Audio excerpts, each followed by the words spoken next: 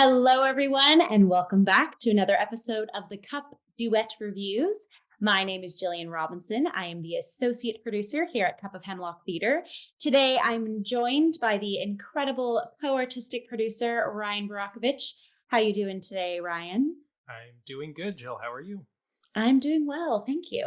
Ryan and I have the ultimate pleasure of reviewing and unpacking the show, The Family Crow, A Murder Mystery. This is a Pucking Fuppet Co production presented by Eldridge Theatre, happening at the Red Sandcastle Theatre here in Toronto.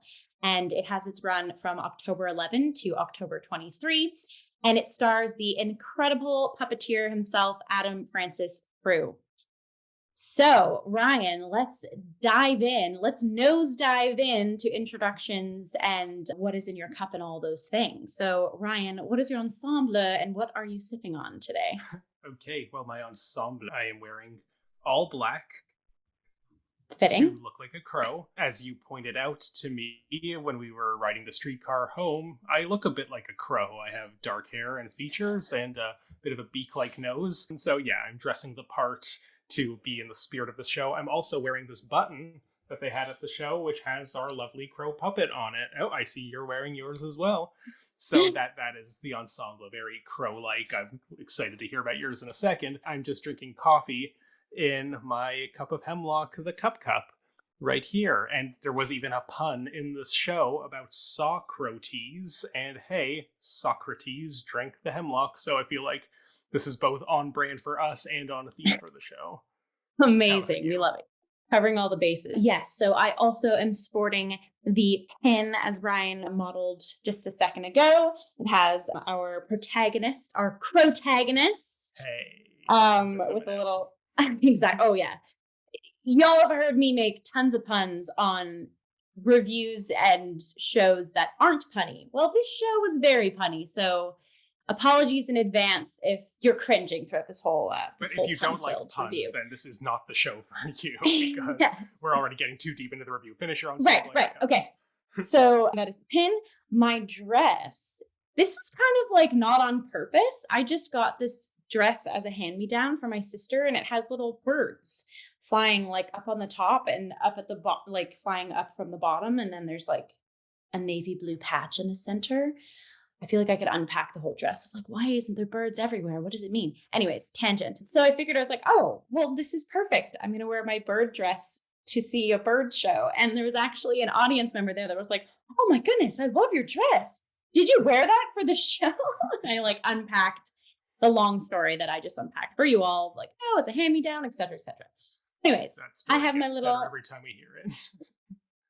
I have my little bird dress on. And then I have feather earrings. They're green, but they're feathery. So I thought, And then I am drinking, I also have the cup, but I am drinking throat coat tea. Sorry. But throat coat teas have little messages on the little tea tags. So this one is, it's a quote, If you truly love nature, you will find beauty everywhere. And that is a quote by Vincent van Gogh. Sorry. Oh my goodness. And anyways. He painted like a whole series of like wheat field with crows, like, so there you go. Even more appropriate. Again, didn't plan that either. I was like, I need a throat coat. My throat is feeling a bit with allergies and such. So I just grabbed the first sachet and it happened to be this quote. So there you go. It's fate. A lot of happy accidents happening here. So enough about me. Let's move into this review. Ryan, do you want to take us on synopsis journey of what did we see? What was the show about? What would folks kind of be getting into if they saw the show? Yeah, so this is just the whole non-spoiler. We will be having a spoiler segment coming up, so just very general. This is a one-man puppet show, murder mystery, and right off the bat, from the title alone, The Family Crow, a murder mystery, it is made very clear from the beginning, this fun little nature fact, if people aren't familiar with it, that a group of crows is called a murder, or a family of crows is called a murder. So the title itself is already a pun for a murder of crows, family crow, haha. So very natural to do a murder mystery about a crow family. So we have our puppeteer is operating this crow inspector. He's a detective, very much in like the Agatha Christie or Arthur Conan Doyle type mold.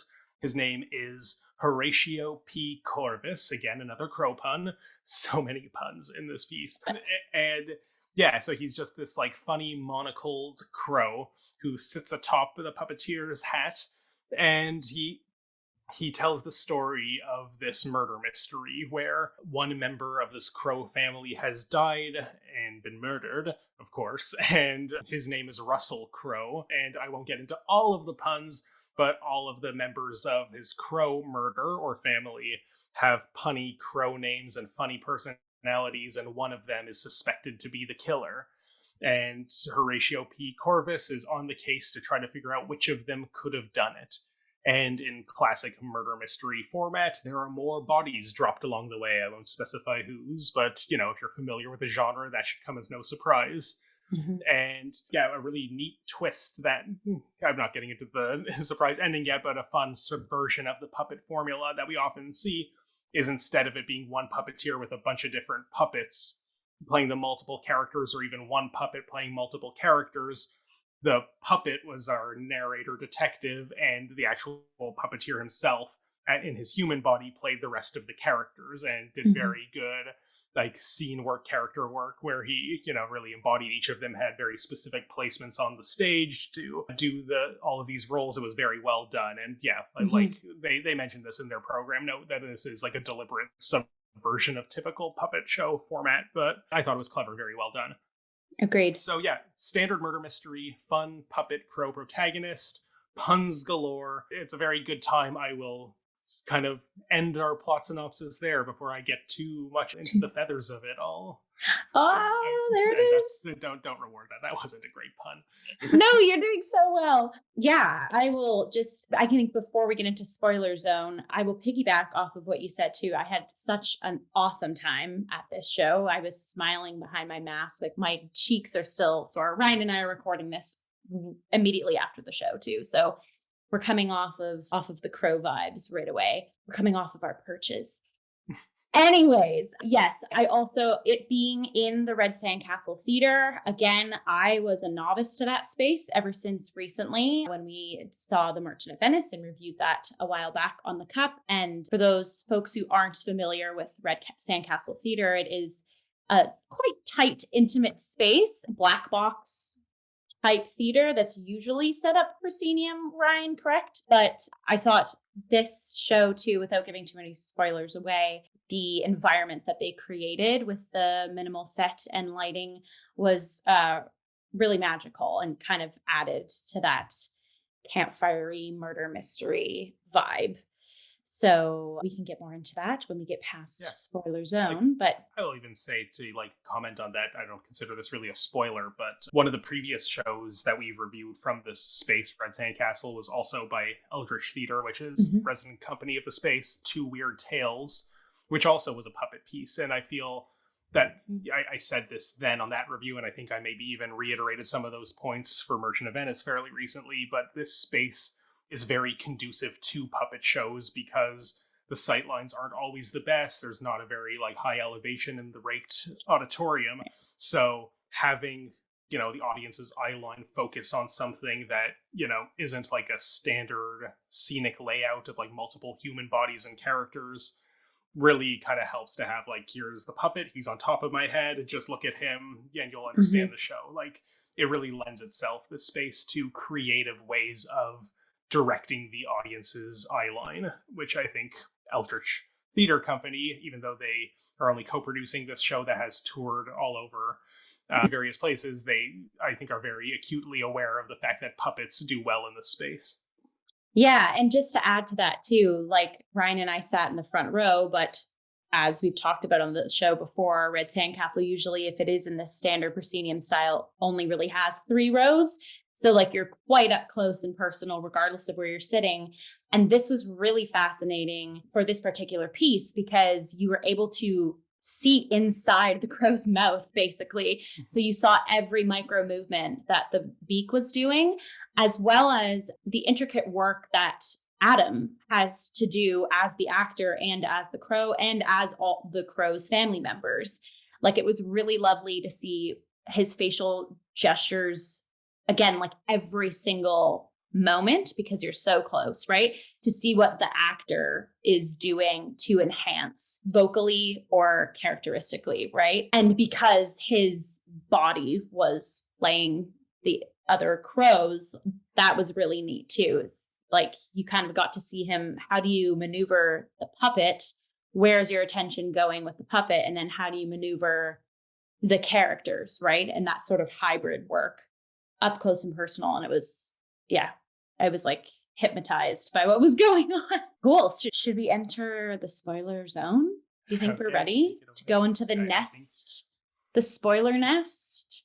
I think at this point, before we tell you any more information, we better, we put up the spoiler alert. So here is the spoiler, and anything from beyond here will be spoiled. So stop listening and go see this show. If you want to stop here, this is The Family Crow, a murder mystery. It is a Pucking Fuppet Co production happening at Red Sandcastle Theatre now until October 23rd. And we are in the spoiler nest. Okay, we're here. So, what do you want to talk about first? Here's the thing. Jill and I were talking about this before we began recording, and at my first impulse was like, do we even need a spoiler like for this? Like, and then of course I remembered, well, this is a murder mystery, and so there's obviously one very big spoiler, i.e., who committed the murder. Whodunit? Yeah. Now, my first thought was originally, well, even if we have a spoiler zone, is it worth spoiling who indeed had done it? And maybe we will talk about that in a bit, because obviously that, if you are watching past this point, it's presumed that you've either already seen the show or aren't going to get a chance and just want to hear about it. So we will talk about the end of the murder mystery, but most of what technical stuff that we might talk about the show, the stagecraft, the puppetry itself, I don't even feel like any of these are really spoilers. I'm happy to get into more of the details post this spoiler banner, but the puppetry was great. There was interesting use of lamps and sound cues, but that just feels like general theater criticism. Yeah. So what do you want to talk about? I think we could get into each of these things though. So let's start with, I guess, kind of picking up where I just left us off of Adam's body acting as the machine operating our protagonist, Horatio, and then operating as the family. I guess we can spoil their names. Yeah, now. So we had Necrophilia was the mom, Miss Necrophilia. Cheryl Crow was the daughter. Mike Crow was the little son, Michael Crow, and then he nicknamed him Mike Crow. And then what was the dad's? General Cameron Crow. Okay, General Cameron Crow. Yeah. So they were all very fun crow puns. Yeah. I feel like I should know General Cameron Crow. I was hoping you knew. I feel like I should know too. I've definitely heard that name, and apologies to the real Cameron Crow out there. Is he a musician, a film director? It sounds familiar. Yeah. Or is he an actual soldier? Maybe. I feel like we should know this, Ryan. We're gonna Google this right now. I'm gonna do it right now. General Cameron Crow. It's funny. So he was after Russell Crowe being the first murder victim. General Cameron Crow was introduced next, so by that point we already got the vibe of these are all puns, and the name sounded familiar enough that I recognize it as a pun. And obviously, Necrophilia, Cheryl Crow, Mike Crow are all very punny. So I don't know if there's a Cameron Bruce Crow, who is an American director, producer, screenwriter, and actor, and was a contributing editor at Rolling Stone magazine. I don't know if that's the Cameron Crow we're looking at. Anyways, that is a tangent. Apologies that we didn't get this joke, but we got that it was a joke. We got that it was a joke. Counts. It is. Okay, so he embodied all of these family members in such an archetypal way. As an archetype. So his body and his voice got small with Mike Crow. His Cheryl Crow was the classic teenage daughter who slightly doesn't give a shit about anything He's and is described as like, a oh my Kardashian. gosh. Exactly, a Kardashian. And then you had Miss Necrophilia, who was the mother, who was of Irish descent and had a little bit of an Irish brogue going on and was like the worrywart mother. And then the dad being like the tough general, like, who's in my house? Who did it? Blah, blah, blah. So it was just lovely seeing Adam kind of ping pong between all of these vastly different gesture and vocal characters, as well as like placing Horatio in between all of that. So there was some times where he was going character to character to character, but then the times where you're like character, crow, like I was like, oh my gosh. He did not skip a beat. Like something that I kind of observed early on is like, this is not a critique by any means, but like the puppetry itself isn't the most sophisticated. Like this isn't like, I've seen much more impressive puppetry than this, and that's like fine. There's like, it's, you know, very minimal movement. It's really just his mouth and neck that does the movements, and everything else. The wings a little bit too, but that's only utilized in a couple scenes. And the first time that the wings were utilized, someone in the audience like gasped, and he said like, because I thought that was like such a perfect placement of that. Because he like got us. You who gasped right next no, to it wasn't me? me. It wasn't me. No. But like I was thinking it because he had his talons in us for just the right amount of time, where like we weren't going to get lost by any means, but like I could sense like a little bit. Oh, okay, I need a little something, and then he like moved the puppet in a way that we had never seen before, and I was like, yes, he hooked us in for more. Hooked us in with his talents. Yeah, like, so again, this isn't a slight or a critique by any means, but yeah, it was very like simple puppetry, like simple movements. The mouth like moved in good pace with the speech, but it wasn't like ventriloquism, like he, you know, his mouth was moving and that was fine. Like this is not that kind of show. So so like, while this isn't gonna blow you away with its puppetry, it's not Warhorse, it's not even Two Weird Tales, which I thought did a lot more with the puppets itself. But this, like, what was really impressive about this is just the way he characterized all of these, I was going to say people, but they're all crows. Yeah. And really, like, without a beat, skip back and forth between them. And never fumbled for a second. And it was just very impressive. And all of their voices and gestures and postures were so well done that you never had to scratch your head and wonder, wait, who's talking? Which one of them is this? Like, it was all so very clearly articulated. Well, and to mention too, to any of our viewers or listeners, Adam Francis Proulx was in the original Canadian cast of Avenue Q too. And he's been a puppeteer. It said even in the program, his mom would argue, like, even before he was professional, like as a kid, he was just so enthralled with puppets. So, and I think of a show like Avenue Q, and it is very different puppetry than seeing like a Warhorse, right? Where it's like, it really is the charisma and verve that the actors are just bringing to the cloth that's on their hand. Like, you know, like we know it's like, your focus is such a strange high watermark of puppetry. Yeah, I know. But like, it's not even like Ronnie Burkett level, like for like another Canadian reference of like good puppetry. But Avenue Q, standard sort of Muppet type business is very much what we're dealing with here. Yeah, Hand to God. That's another good one too, reference. But to talk to it too, so just kind of where we're talking about gestures and body and such, I loved Adam's costume. So basically, Adam is donning a black suit, but then has on like a metallic purple vest, like a nice sort of like wedding vest. And then his shoulders are matted with black feathers. And then he has the top hat, which acts as the perch for Horatio for most of the show. But then occasionally he takes the bird off the hat, but keeps the hat on, or occasionally takes the hat off with the bird on. Like there's so many levels and dynamics happening.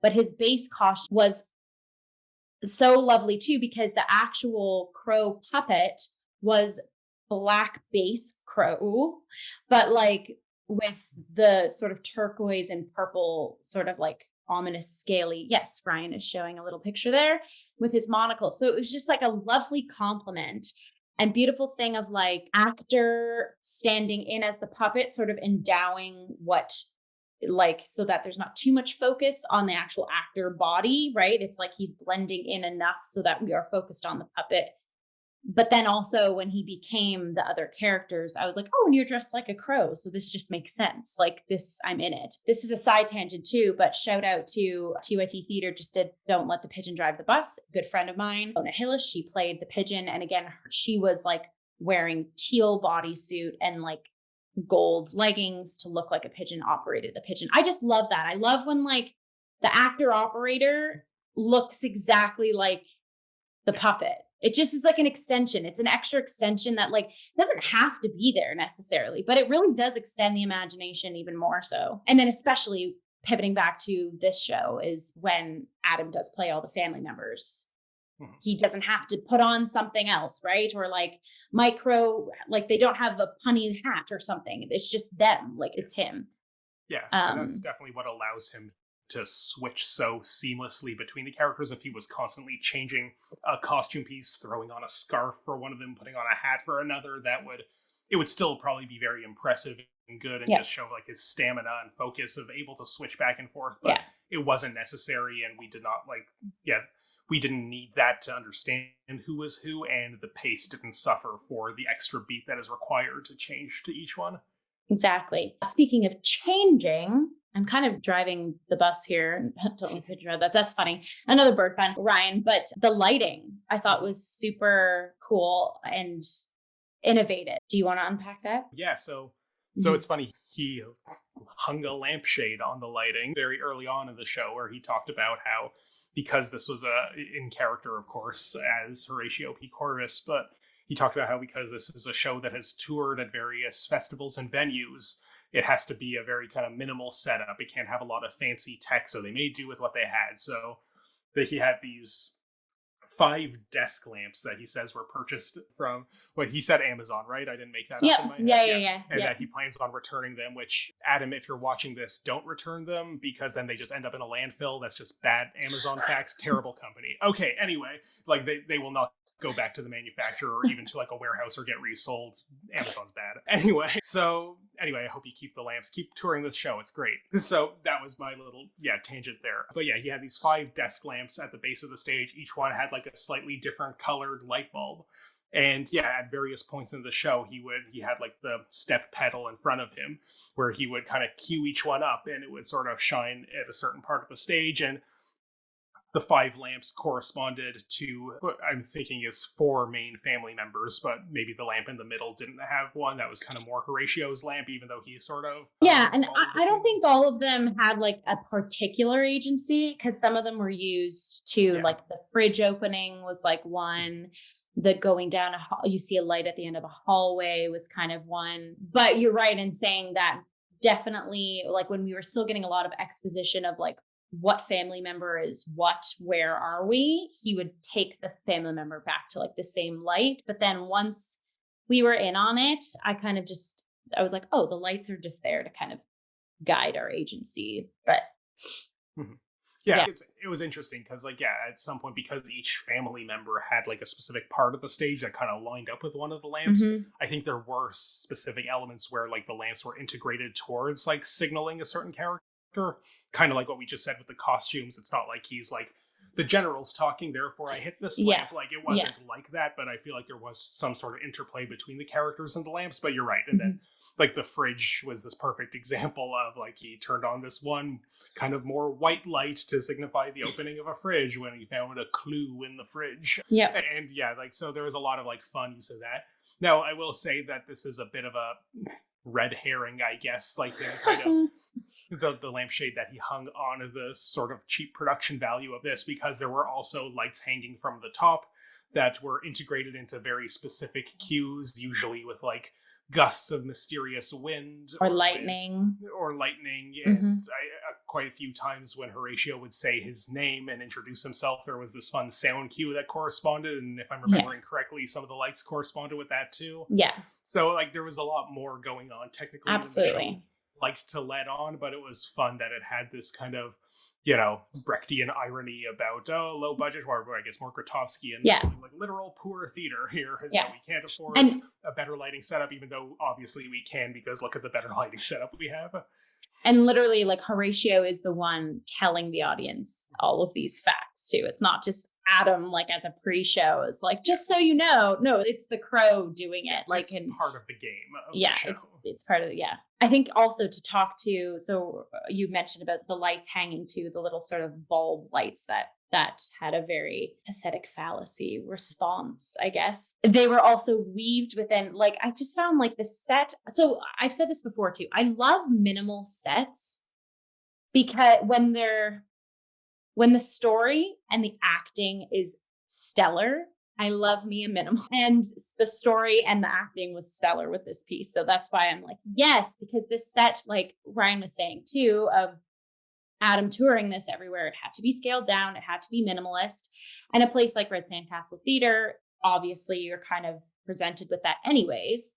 And it was just so subtle, and we're in the thralls of spooky season. And I just loved that it was just the right amount of like Halloweeny energy too. So like the space had like almost like a rope as like a semicircle that encased all of these desk lamps. And then Adam and Horatio were in the middle of that, like barricaded in.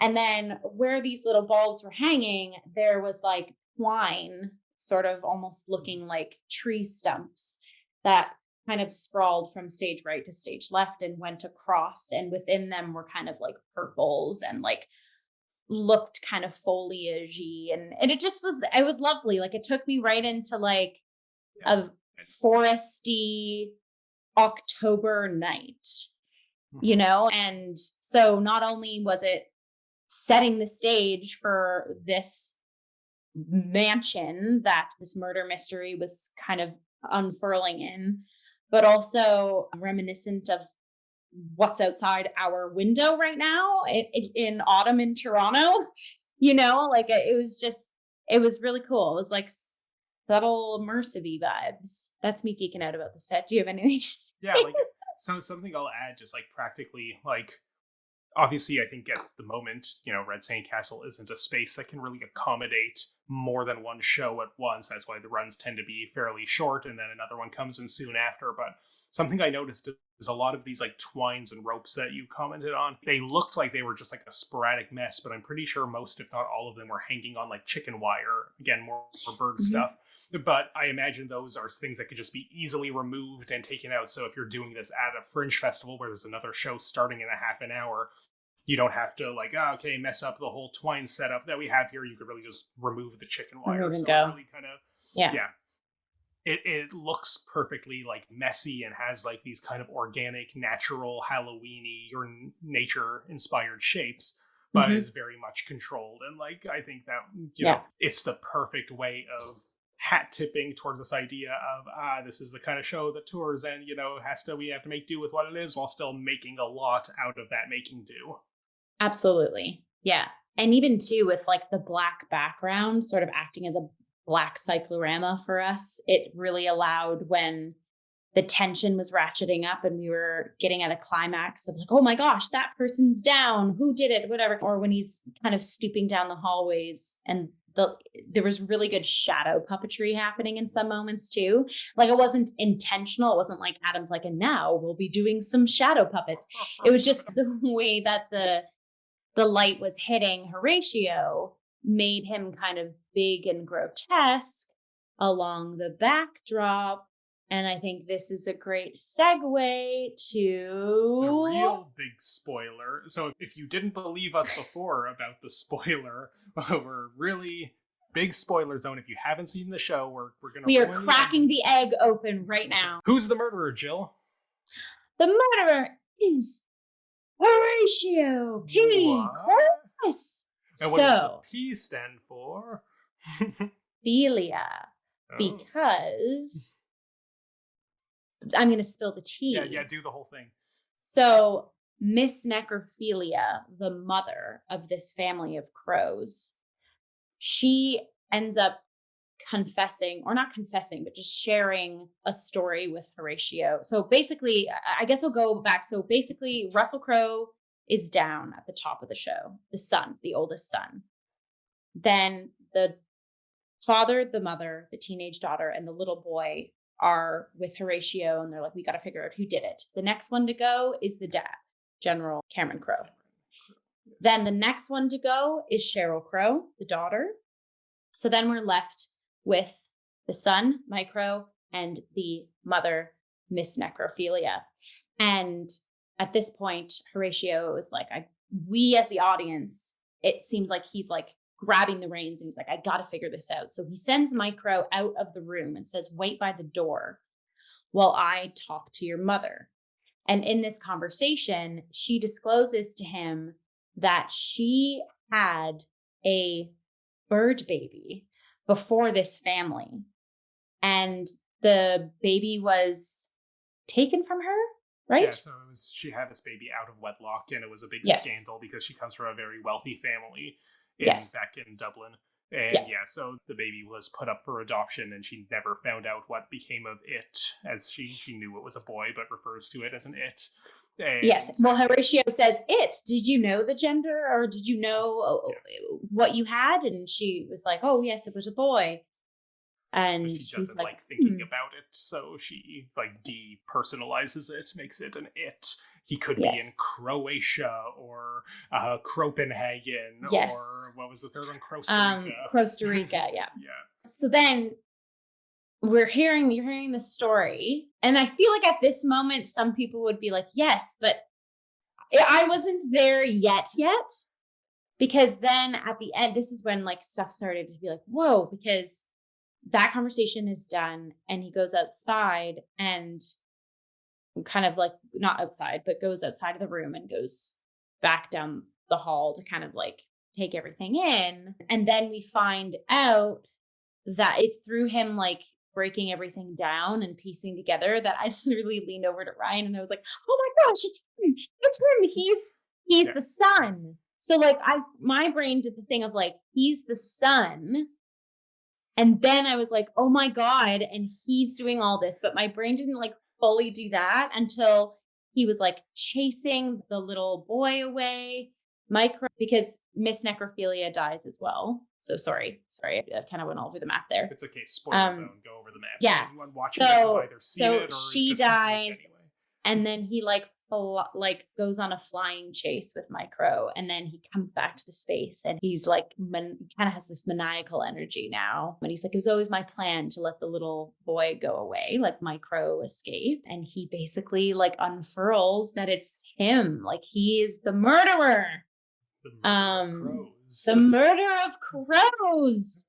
And it's so fascinating because it's like you at the end of it you're like, well, obviously it kind of makes sense, but he has such strong protagonist energy at the beginning, that at the end I was like, no, you can't be the antagonist. Like, you're great. But it was fun. Yeah, it was. Anyways, that's me just like geeking over me being. I literally was like a 5-year-old child turning to Ryan, like, duh, Jill, like. Yeah, it was fun. It was fun sitting next to you while you had your revelation. But so yeah, this was an interesting ending. So here's the thing about murder mysteries, and especially one like this that had only 4 suspects from the start, that there were these 4 members of the family. Horatio presented this reasoning. We don't need to get into too much detail about it here, but just he had a very sound reasoning why it couldn't have been like a member of the household staff, that it had to be one of the members of the family. They're the only ones who could have done it. So right off the bat, we're like told, like, don't think about anyone but these 4 crows. They are the suspects. One of them did it. Yeah. And then, so, you know, if you've encountered a lot of murder mysteries in your day, you can approach that piece of evidence in one of 2 ways. You could be like, okay, we are setting the rules. It's going to be one of them. Or it could be like, okay, we're putting too neat a bow on those rules. There's gonna be an additional suspect introduced later. Like, and either one of those could have been a correct interpretation, but yeah, you kind of have to wonder, like, is this like just a classic Scooby-Doo where we only meet like 3 people and, you know, one of them is going to be it, and it's usually the one who knows the most about the monster in most Scooby-Doo cases.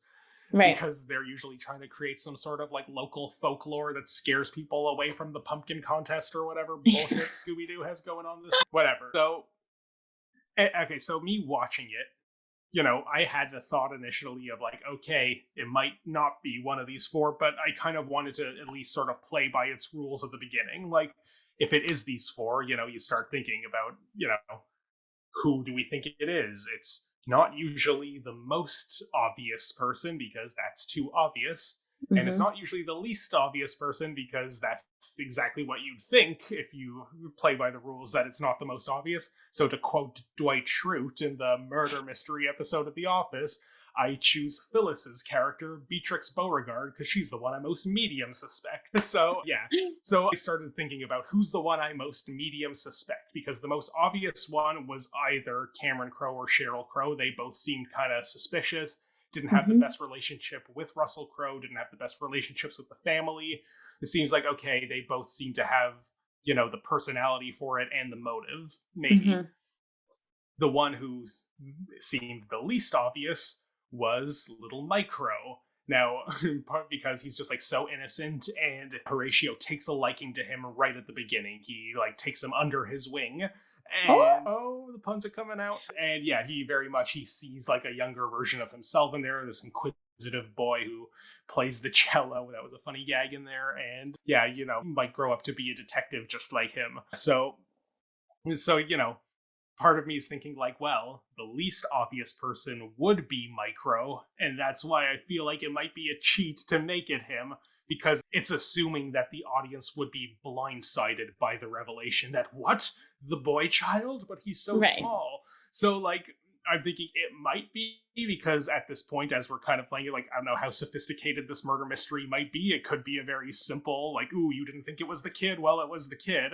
Or it was the mom, or yeah. Well, yeah, so, but then I, you know, playing by Dwight's detective logic, I started thinking, who's the one I most medium suspect? And that, in my mind, is like, I think it might be the mom, because, you know, she wasn't, you know, as blustery as, you know, her husband, wasn't as like, oh, whatever, as her daughter, and not as obviously innocent as her son. So, like, okay, and then as we start learning more of her shady backstory, like, she had a very nervous energy, yeah. She did. I'm like, this is the one who feels like the most medium suspect. Like, yeah. So that's kind of where my brain was landing while still thinking, but maybe it could also be Micro. And then as we start doing the, you know, then there were none thing of, oh, other people dying, they start eliminating the most suspicious ones first. First it's Cameron, and then it's Sheryl. And we are left with the two least suspects, Micro and Necrophilia. So yeah, like, well, these are pretty much the two I had narrowed it down to, and which one is it going to be? Unless there's a new suspect introduced.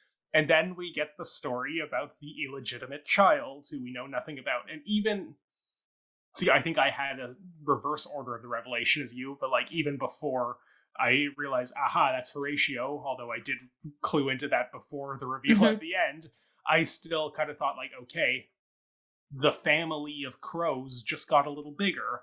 There is another family member here that is not being considered. I guess we will probably find out that they did it. But then, of course, we get this seemingly compelling evidence that Necrophilia dies and Micro is on the run. And we have the fun chase scene with this, like, leaf blower thing. Yeah. And, which, like, the one element of audience participation, I will say, if you're somehow watching this past double spoiler zone and haven't seen the show yet, if you don't like audience participation, don't sit in the front, because one person in the front does get called on to. Shout out to Kylie. She was a great leaf blower. Yes, good old Kylie in our showing was the leaf blower who managed the chase. So then, okay, so all of the suspects except for Micro are dead, and he's instantly, like, fleeing.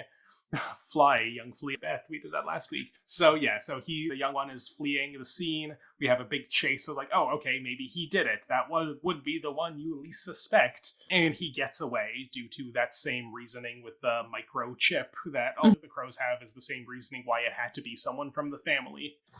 So it seemed like the case was closed. And then we start kind of getting closer and closer to the reveal that it was indeed that illegitimate child, and that was Horatio. And he's kind of seeking revenge against the family that he never got to be a part of by taking them out one by one. And because he did indeed have this great respect for little Micro who did nothing wrong, he let him get away. And that's what all of that is. And something I really did like in the characterization of, because Horatio had this very distinctive voice the whole time, as he's kind of laying out the reveal of this, his voice starts to get a little more Irish. I'm terrible accent. Oh, I didn't even really pick that up. Yeah, no, his voice kind of got a bit of that Irish lilt like his mother, which might have been a bit of a giveaway clue if you had it from the start. But it's only once you've kind of already figured out he's him, it's him, as you said, like the 5-year-old next to me, that he's like let it slip that this whole Horatio, the detective, is this kind of like this mask, this persona that he put on to get into the house, but indeed he really just is this person trying to get revenge. Now, sorry, I've been talking for a while. That's okay. Do you want to crow in with your commentary? So keep going. I haven't read this one, but there is one Agatha Christie story. Somebody get in the comments if you know the name of it, or don't, because then you'll be spoiling the ending of this one if somebody's reading it. But there is one Agatha Christie story that is famous for the fact that the narrator detective that we've been following is the murderer. Right. That is like a huge, like, whoa, mind blown. Everyone's like, didn't see that coming, because, you know, part of the rules of the game of detective fiction is we, the audience, treat the detective as this audience surrogate who we follow along as they pick up clues, and we can trust them because they're at this, arm's length reach, then that we only know as much as they do. So to find out at the end of a mystery, whether it's that Agatha Christie story or Family Crow now, that, the detective who we thought we could trust is like this like very literal unreliable narrator. Yeah, because they've been, they've known who the murderer is all along because it's them. It feels like a cheat, but it's not, because it just makes you realize that, what we were following wasn't really a detective story. We were following a story about a murderer who was pretending to be a detective to kind of the audience off guard. And that's fun. You can only kind of get away with it once. If every Agatha Christie story was that, eventually the audience would clue in and be like, I don't think I could trust any of these detectives. Poirot, Miss Marple, screw them all, they're all murderers. Well, and even I remember in high school English classes or like my creative studies, like there's at least one short story where it was the whole reason of reading the short story was to like feel out the vibes of an unreliable narrator. And I don't remember exactly which one it was, but it was this exact same trope of like, you're reading, you're figuring stuff out. And then bam, like something happens where you're like, oh my gosh, it was you the whole time. Like for me in high school, that was The Great Gatsby, Nick Carraway, as like this, like he, obviously we don't end that with finding out, and he killed Gatsby, because of course he's not the one who does it, but like is everyone's kind of introduction to the concept of, just because the narrator says he's trustworthy doesn't mean we should believe everything he says, because, that novel opens with him being like, I'm not prejudiced at all. And then the whole novel is just full of his prejudices. And that's through which we're experiencing the story. So go ahead. No, I was just going to say, to talk on this too, I love the marketing for this show, because I think it's another reason why it's such a big payoff at the end is, Ryan, you and I went into this not knowing much about it. Like I remember seeing it on my social medias. I remember like seeing past production photos, because especially because Adam's been touring this exactly. But like not even that though. I'm saying like even through other people, because Adam's been touring this show, right? So I've seen it pop up in more ways than one. And because it's a minimalist set, and it was just like, I'm just coming to see a guy and a puppet. That's literally all I had. I was like, I don't think there's any other cast members in this. So it's just a guy with a crow puppet. Let's see what happens. And then you just kind of sat and got to go on this journey. So I guess like shout out to the marketing, because it was like very subtle, but not subtle in a bad way of like, this is not, but just enough to get people in, and then, but not enough to spoil everything, you know? Because I hate when, you know, when you watch, we talked about this the other day, like the movie A Star is Born. Basically, if you watch the trailer, you've seen the movie, right? So I just props to companies that do a really good job of amazing marketing, but like just enough where it's just a taste, and then you have to go and explore for yourself. Even like looking at the poster banner right now and the pro pamphlet that you showed, it's either Adam and the Crow or just the Crow with his little maniacal and monocle. His Maniacal monocle. His maniacal monocle. See, to call it maniacal is a spoiler because he is the villain at the end. But I know it's his greedy face. Now that I'm unpacking the banner, looking at it, his like greedy face. That's why I said maniacal. Yeah, he does look maniacal, but he also, he kind of just. But you just say like a crusty old British detective getting down to business, you know, like. Mm-hmm. And like every single character is a crow, even though he's the only one embodied by a crow puppet. But like, yeah, to say that, oh, he looks evil because he's a crow, like that's just, species racism that we've kind of foisted upon crows, that like they're scary. Dumbo, obviously, as a movie, did not do any favors to racializing, crows as a concept. And yeah, they're carrion birds. They feast on dead bodies. They are an omen of death. Like literally the third or fourth Song of Ice and Fire book is called A Feast for Crows, as the aftermath of the Red Wedding is. And now, obviously, everybody, the vultures and other carrion birds are coming to, pick up the pieces. So, yeah, crows get a bad rap. And I like how it was funny because Adam, his human body, was embodying all these crow characters. There were times when I actually very briefly forgot that they were all crows, until he said a line, usually Horatio as the narrator said a line about, and then necrophilia, flocked to her husband's dead body. I'm like, oh right, she's a crow. And like, even though I'm seeing his like, human form embodied in his character semiotically, it reminds me that, oh yeah, that this is actually, these characters are all crows. And if you were to do like a live action Lion King version of the story, with CGI crows that look photorealistic, you would actually just have these crow birds enacting an Agatha Christie story, which is funny. Like, as a visual that we were kind of deprived of here because a literal murder, decoding a murder. And that's kind of something else that I sort of a thought that I had while watching it is like, maybe this already exists. I'm not familiar enough with these artists and their other work, but I feel like obviously this is like a very theatrical event and works very well in theater, and especially an intimate small space like Red Sandcastle. But I feel like there's a lot of really great potential with this character of Horatio P. Corvus, and having like this like really great puppet, very well animated by Adam as the puppeteer, that I kind of feel like it's a wasted potential to have him just be confined to this one show. And like, obviously you could extend that further into just like have more plays about him. But I feel like he would be very conducive to a TV series or even like a YouTube web series. Like, this is just a character I want to see more of. He's just very dynamic. Now, maybe the fact that he's revealed to be the murderer at the end might recast the way we think about him in future adventures. But I would like to see more with this character. I feel like he doesn't need to just belong in live theater where you see him in this very specific context and space. Like, I would love to like tune in weekly to a YouTube series. Like, there's the series I watch on YouTube called Theoretical Puppets, which is like felt like Muppet, like Jim Henson Muppet style puppets of like famous, mostly postmodern philosophers. And it's just like, having conversations like about their actual puppetry, but it's like puppets, so it's funny, or sorry, about their philosophies, but it's as puppets. So like something like that, I feel like this character would be, I'm sure there's probably much more puppet content on YouTube that I just don't tune into because it didn't show up in my recommendeds at some point. But yeah, I would love to see more of Horatio, and in whatever format that takes. It doesn't have to just be when he has a show that can afford this, space every so often.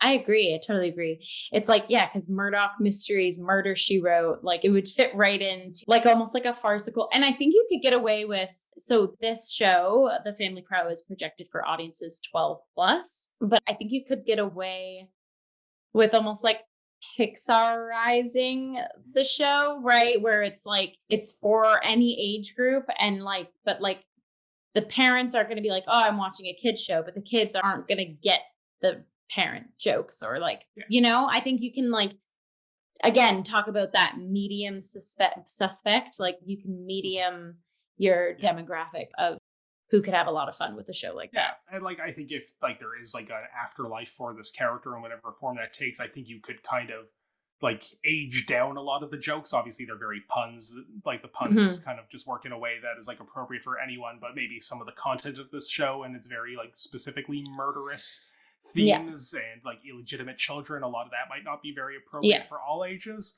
But I think if you were to make like a YouTube series, there's no reason why that couldn't be like aged down to like an all audiences type of format. Sure, and like detective stories in general, they lend themselves to seriality in an interesting way. Like there's like the concept of the police procedural as this like murderer of the week sort of format of so many TV shows, usually produced by Dick Wolf, dum dum. But But even like if you go back to like Agatha Christie and Arthur Conan Doyle, like you have a character like Sherlock Holmes or Poirot who just kept coming back in story after story because they get to be the constant. The murders and the mysteries are always completely different, but we have this one likable, usually charismatic, but not always protagonist in the detective who just gets to come back. So much so that when Conan Doyle killed off Sherlock Holmes, the fans were so outraged that like 2 years later he had to revive the character because, and then of course so many adaptations have played with that idea of, like of course the BBC Sherlock and even like the Robert Downey Jr. movies have had their riffs on the idea of Sherlock falling off the waterfall and then still coming back to life, because you can't just like let this character be dead. He is the story, and his specific manner of finding clues and revealing the information, especially in Poirot's case, is like the big part of the appeal of these stories.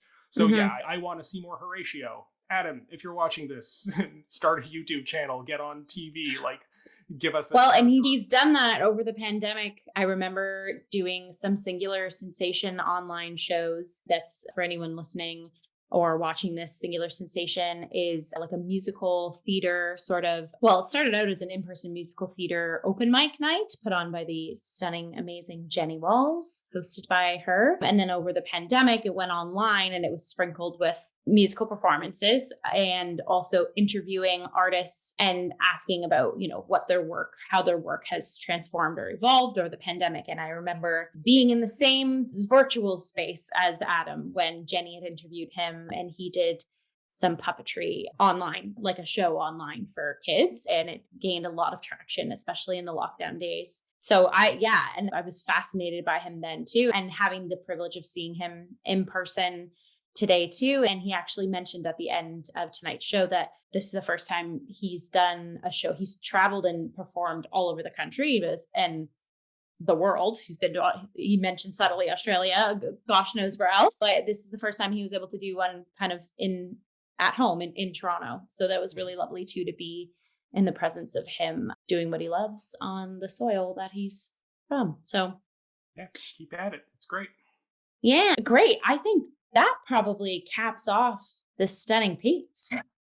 Yeah, I think there's not a lot to say about this. Like, well, we've been talking about it for a while, but like, like this show, I guess, just as like a final. This we can put down the spoiler like warning at this point, but just as like a final review appraisal. Like, this is just a very funny show. It's exactly what you sign up for. It is a crow puppet murder mystery with more puns than you can count, and like it's fun. You'll have a good time. There's like a pun for every pun. There's a pun for every pun. Like the whole thing is like only an hour long, like it's only an hour, dot, which is like perfect for like fringe festivals and everything. But like, like it's you're not spending a lot of time there. Like there was literally a one point in the show where he like makes a fourth wall breaking joke about like we're getting close to the end, so the puns are getting weaker, like we're scraping the bottom of the barrel.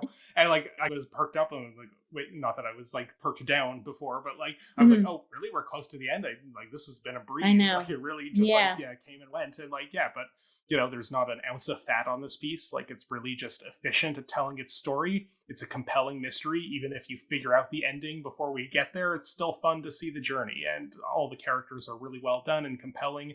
And if our biggest piece of feedback is we'd like to see more of it, then I don't think there's anything wrong here.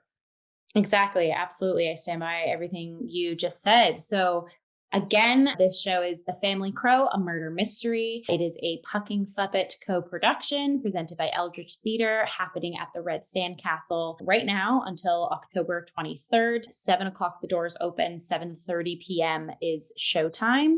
And as I mentioned before, it's projected for ages 12 plus. So bring your preteens, make it a family affair, a Halloween outing. Treat yourself to some Craig's cookies right down the way. That's what Ryan and I did too after the show.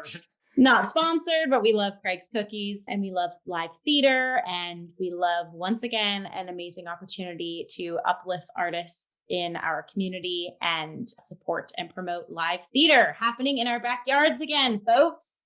So with that, again, we'll pop everything that Ryan and I have mentioned link-wise for tickets and such below. At this point too, I guess, Ryan, do you have any plugs for us? Yeah, as always, no point following me on social media, but if you like me, yes, you can go see, Three Sisters at Hart House, the Howland Company production. I've been working on that as assistant dramaturg, and that previews begin on October 26th. The opening night is on November 2nd. Come check it out if you like Chekhov. How about you, Jill? Any plugs? Plug yourself.